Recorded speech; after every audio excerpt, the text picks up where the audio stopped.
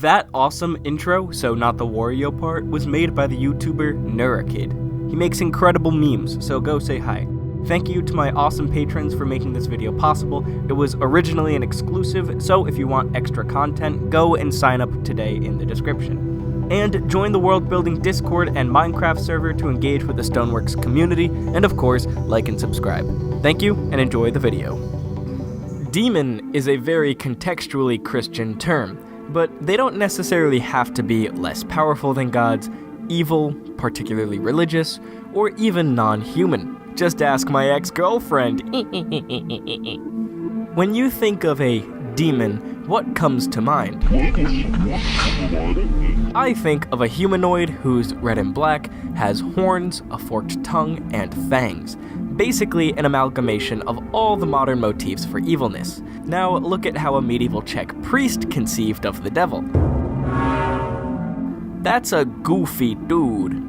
I want to go over 3 different evil demons and see how they relate to their society's environment and culture. If you've ever seen The Exorcist, it's Pazuzu who's said to be possessing that little girl. But this guy comes from ancient Mesopotamia, and he is the representation of some pretty nasty stuff. You see, there would be strong winds from the southwest, and depending on the season, this wind could bring storms, famine, or even locust swarms. The Mesopotamians called this wind Pazuzu, and he was the king of evil wind demons. That's very specific. So, obviously, Pazuzu was considered pretty evil, and he was pretty scary. Pazuzu is all around a clear-cut association between Mesopotamian geography and religion. It's a weather pattern that caused them great harm and distress, so it was personified as a scary, lion-headed eagle god with a rotting snake dick. Speaking of spoiled meat, let's head over to North America. Here we all love the wendigo.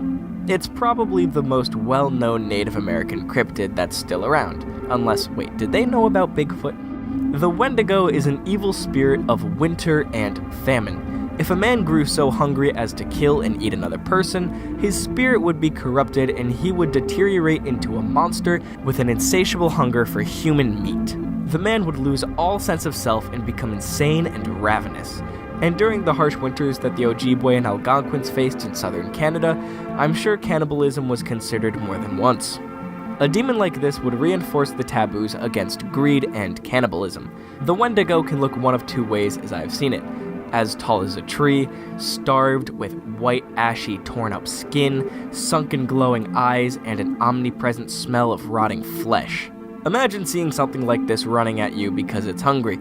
Easy. I would shit my pants. The more popular way to portray it is as a decaying, undead deer humanoid. I don't know why this legend has been associated with deer, but I very much dig its vibe. I want a North American, Salem witch trial-esque grimdark book, but I don't know where to look for one. And finally, my favorite of these evil spirits, in the forests of Aboriginal Australia, you'll want to watch out for any yaramayawhos. This one really straddles the line between boogeyman and demon. The yaramayawho looks like a cross between a frog and a monkey.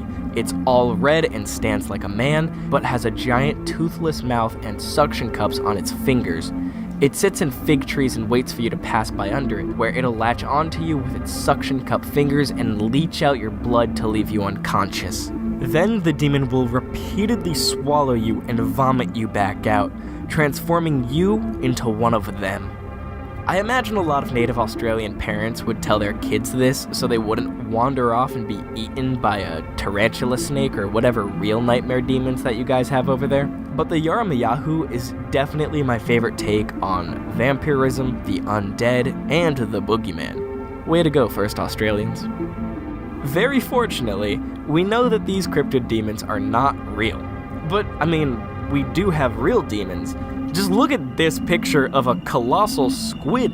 Shit looks like a voodoo doll alien. The only thing is, nowadays, this demon has a scientific name. If yaramayawhos and wendigos were real, I would definitely not want to see the demons made up by those societies. Yikes.